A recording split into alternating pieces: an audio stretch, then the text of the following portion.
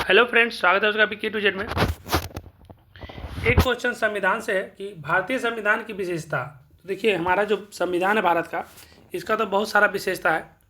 तो इसके बारे में आप ध्यान से सुनेंगे, समझेंगे तो आपको किसी भी एग्जाम में काम ही देगा कि भारतीय संविधान की 2 विशेषताएँ, 3 विशेषताएँ, 4 विशेषताएँ, कितना भी विशेषताएँ पूछा जा सकता है।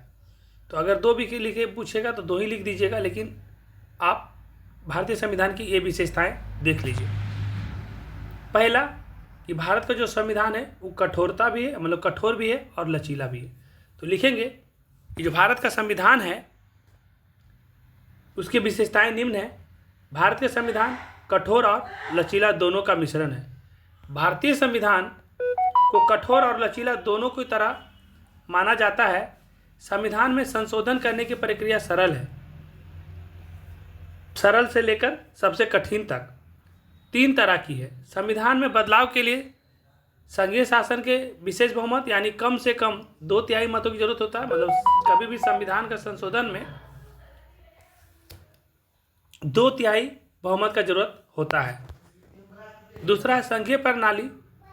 भारतीय संविधान में संघीय प्रणाली की व्यवस्था है। इसमें केंद्र और राज्यों के अधिकार क्षेत्र को परिभाषित किया गया है।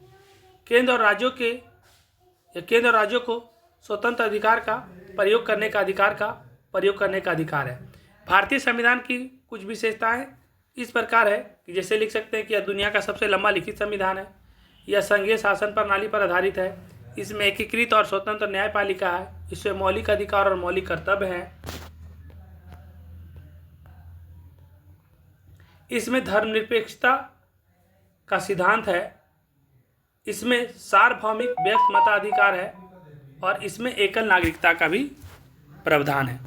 तो ये रहा हमारे भारतीय संविधान की विशेषताएं। इसको आप अच्छा से पढ़ करके एक बार इधर में जाइएगा फर्स्ट पेज में, और इसको अच्छा से आप एक बार नोट कर लीजिए, काफ़ी काम का है। ठीक है, इस वीडियो को समाप्त करते हैं।